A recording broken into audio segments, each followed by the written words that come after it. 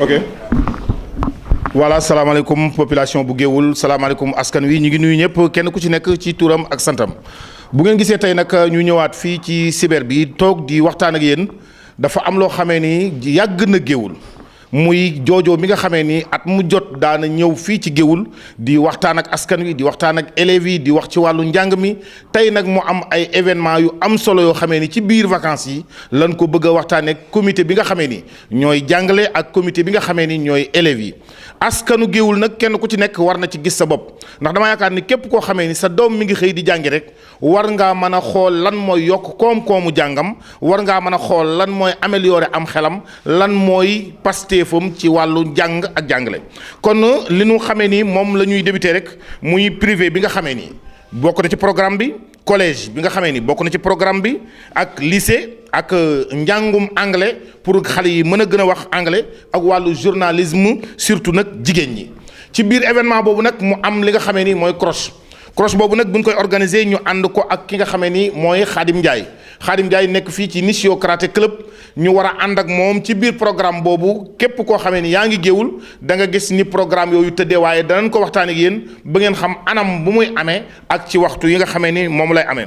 man mi nga xamee nag man maay présenté loolu di Mansour yàgg liggéey ak Jojo ci li nga xamee ni mooy bourse yi nga xamee ni da ciy liggéey ak élèves yi da ci ndimbali ak élèves yi parents yi tamit maanaam kenn ku ci nekk di ci gis sa bopp élèves yi di continuer seenum njàng ñu di leen jàngal ay cours anglais di leen jàngal ay cours yoo xamee ni Mahfou mi nga xamee ni mi ngi ci cyber bi élèves yi kenn ku ci nekk gis na ci sa bopp bu ñu jógee ci loolu nag comme que dama doon def ouverture présentation bi ma bàyyi leen ak ki nga xamee ni moom mooy Miss Diallo nga xamee ni moom it moo ngi bàyyi koo Kébémer ñëw di collègue boo xamee ni dafay bokk ak ñun liggéey bi ñu jox ko kàddu gi moom it mu ubbi. asalaamaaleykum mbooloom dëkk yi wër ngumba ñu leen nuyu ci turu mbootaay gi jooju si la jiite nga xam ni defe naa kenn ku ne ràññee ko belal nuyu mboolem kuy yaayu boursière ak kuy parent boursière ñu leen woo ci cours de vacances yi nga xam ni aada woon nañu ko def ren nag ñu ko fas yéene tàmbali incha allah lundi 13 maanaam altine fukki fan ak ñett la cours de vacances yi tàmbali sart yi pour dugg ci booy élève primaire 2000 francs ngay verser boo élève secondaire 3000 francs ren nag dafa am benn innovation mooy ñiy def série S xam dañ daan jëggaan di dem jàngi ay Dakar ak yeneen dañ leen invité fi wut ay professeurs yu jógee Louga yu jógee Kébémer moo waral ñu yokk prix bi def ko 5000 francs te yaakaar naa ne 5000 francs benn nu koy joxe doolu joxewaat def naa ko jar na ko léegi dama insisté waat ci élèves yi nga xam ne jooja moo leen jël en charge leen jox ay bourse ñooñu ren dañoo bëgg ñu ñëw danaa dem kër par kër incha allah rabbi wax leen ni amul vacances amul dem fenn ku la yoral sa njàng weer wu dee mu lay fayal ñu lay jàngal daanaka 12 mois sur 12 di la jox bourse kay jàng def naa amoo leen lu jàng ndax jàng koy werante rek def naa da ngaa desee nekk nit kon ñu ngi leen di invité bu baax ngeen ñëw tàbbi ci cours de vacances yi xam ne képp ku élève joojo soo ko yëgee soo ko yul xamal ni soo ñëwul ren daan bi dana metti lool ndax joojo li muy sonn def naa ñu lenn rek ko mën a njukkal mooy jàppale xale ñu réussir te bu ñu réussiree dinaa ñoom dong leen réussir waaye réussir luñ jooja wasalaam. wala trop léegi nag ñu dugal ki nga xam ne nag mooy Missa Diallo ki nga xam ne nag moom mooy def waxtaan woowu di Mareetu Diouf Missa Diallo nag war a waxtaan ak askan wi pour ñu gën a mën a dégg li nga xamee ni moom la Mareetu Diouf war a waxtaan ak askan wi. asalaamaaleykum man ne waa Géoul maa ngi fi am na neti volunteer pour éducation de Hali au Sénégal. Donc, la semaine prochaine, lundi, une classe dina commence. Donc, une sa élève sa dom à école RT. Aussi, amna beaucoup de gars nungi dimbali, nungi avance l'éducation de les futurs leaders depuis 2005. Parce que sunu ame hali amna education gayo dina avance ding. So Kai. Okay. In English. Hello, my name is Amanda McCracken, or in Wolof, Maritu Juf, and I'm happy to be here to start the first high school girls journalism program in Gayoul, and really excited about the opportunity that they have to improve their writing skills and interviewing skills, and to share information and stories about Gayoul with the rest of the world.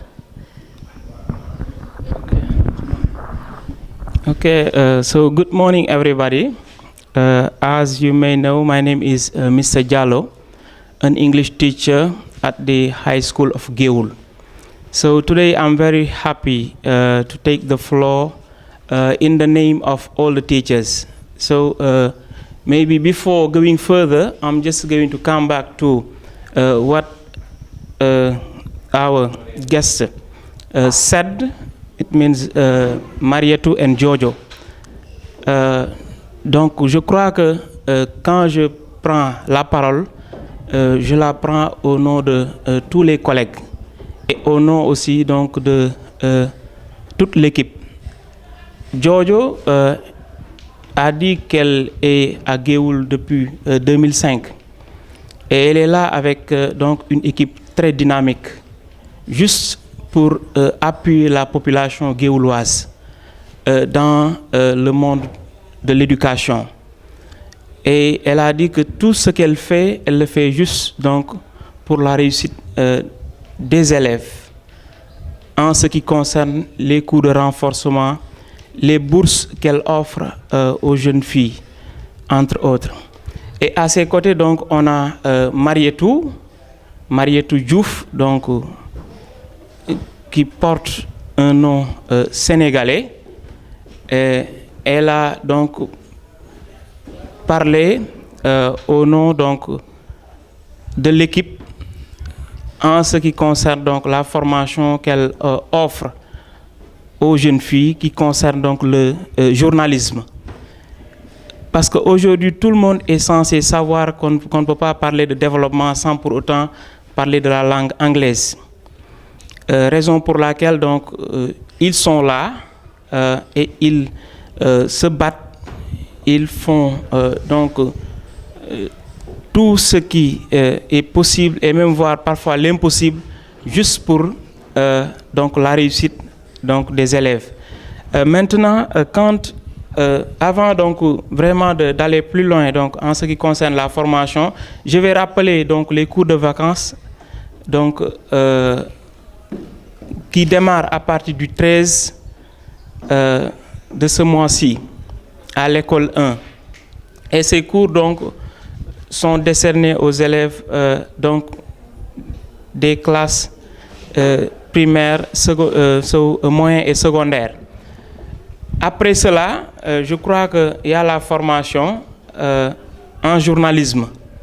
qui a démarré. Donc le concours est déjà fait, c'était avant-hier. Mais jusqu'ici, la liste n'est pas close. Jusqu'ici, donc, vous avez donc l'opportunité donc de subir la formation. Et peut-être tout à l'heure, on donc reparlera. Merci encore une fois, donc, chers Gaoulois, veuillez vraiment donc venir en masse juste pour bénéficier donc de cette opportunité. Merci. Amna solo li nga wax leer na di sant it ki nga xam ne mooy Marietou Diouf li mu wax am na solo tamit moom it ak ki nga xam ne mooy Jojo vraiment moom it mu ñëw ci li nga xamee ni moom mooy langue nationale bu waa Géoul mu ni mi ngi woo ñëpp góor ak jigéen mag ak ndaw di leen sant di leen gërëm mais bu ñu jógee ci loolu tamit ba tey ñu présenté leen ki nga xamee ni moom mooy Demba nag avant muy def lenn nee na daf leen a war a présenter boppam ci wàllu musique ndax il faut mu présenter boppam nuyoo ci wàllu musique ba pare doo ko wax ak population bi parce que kenn ku ci nekk ak li nga yëngatu allez-y. Ok. Géoul neex na tàng na lool Géoul Jelly Jeff. kon ñu tàcc ko bu baax a baax nee na Géoul neex na lool mais tàng na voilà. Is Demba Ndour. And I'm very, very excited to be here to work with the teachers and to help the education in Senegal. And the teachers I'm working with are all very excited and very motivated. And I think that we're going to make a lot of progress here while I'm here. So thank you so much, Jelly Jeff, for allowing me to come to Senegal and to be part of this program. So thank you very much. mu wax ci turu collègue enseignant yi nga xamee ni ñoom la teewal fii kon kenn ku ci nekk rek bu Demba nuyoo rek xam ni sa kaddu moom la waxee kon ñu jox Demba kaddu gi. Hello everybody, hello Géoul. Wolof. Asalaamaaleykum sama équipe bi ma àndal nii tubaab yi ak enseignants yi nekk fii ak ñëpp daal ñu ngi leen nuyu seen tur ak seen sant. ñu ngi nuyu itam Géoul gépp te ñu ngi leen di ñaan ngeen bàyyi xale yi ñu ñëw ci njàng mi ñu war a njàng ñu ngi war a door altine bi bu neex yàlla kon daal ñu ngi ñaan ñëpp ñu ñëw ndax équipe bi nekk fii c'est une équipe very dynamique ñu ngi xaar xale yi pour jox leen une bonne éducation pour préparer leen ci seen cours yi ñu war def déwén ndax li ñuy def nii ay répétition la ak formation ak njàng moo xam ne nii da leen dimbali ci seen année scolaire déwén vraiment li ñu gënoon soxla daal mooy yéen ñëpp ngeen bàyyi seen xale yi ñu ñëw jàng si ndax ñi fiy jàng daal gis nañ ay résultats yi ñuy def ñu ngi leen ñaan ci équipe bi ma àndal nii ay enseignants yi nekk fi ñëpp ñu ngi xaar xale yi jox leen une bonne éducation pour seen njàng mi war a commencer altine bi ñëw incha allah jaajëf ñu ngi leen gërëm di leen sant bu baax a baax. Hello. So I am Badara Sila here in Géoul, and I am most happy to be here. I am part of the team that's helping to work together to help offer enhanced English and journalism courses to students here. And like was mentioned before, we are totally dedicated to the success of the students, and we are just happy to be here as a team working together. Merci à tous.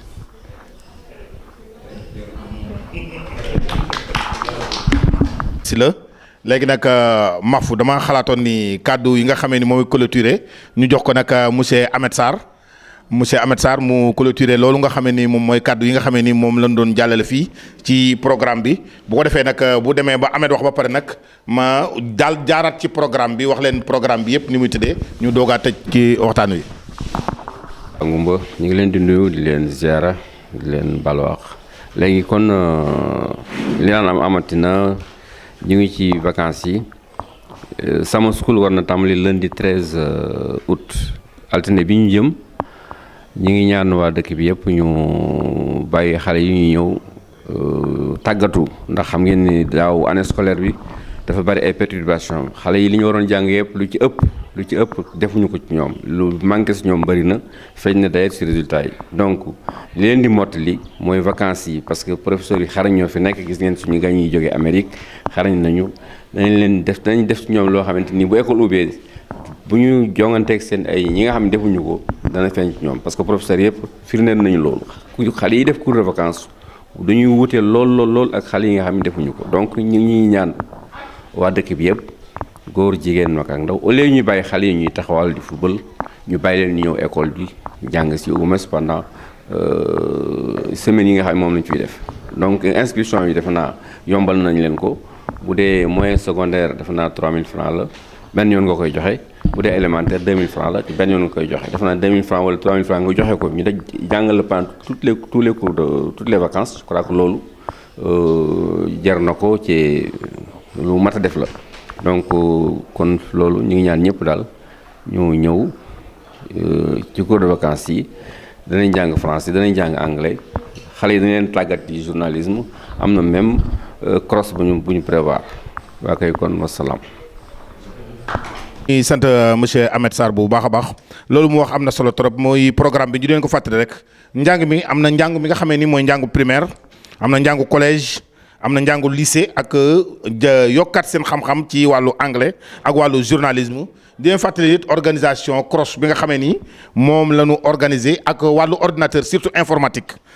informatique nañu bàyyi xale yu jigéen yi surtout ñuy gën a mën a gëstu ci informatique ak li nga xamee ni mooy jàngu anglais mi. loolu nag Khadim Ndiaye mooy ànd ak ñun ci loolu nga xam ne mooy organisation croche bi ñu di ko def c'est lundi le 18 le 18 lay am fii toll ñu ànd koog population bi ànd ko suñu gan yi ku mel ni Badara Sylla ak Demba mais Demba après yow fi ñu toll noonu il faut nga musique gin gi caa gin gi ci gin bàyyiwul xel sax lu ma merci beaucoup voilà ñuy sant ñëpp di gërëm ñëpp.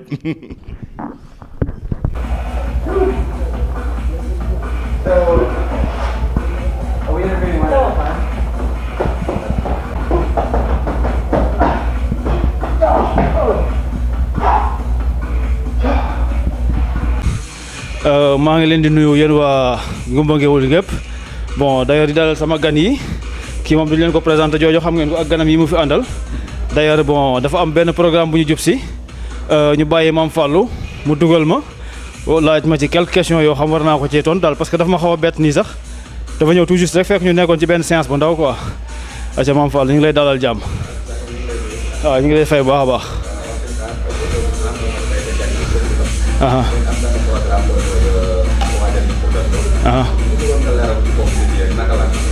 waaw bon dama koy leeralaat rek parce que vraiment lii lu yàlla di fay la daal parce que am na ku ñuy wax Pape Samba Diop mu nekkoon fi moo fi daan organiser ay journée culturelle cross de masse yooyu yëpp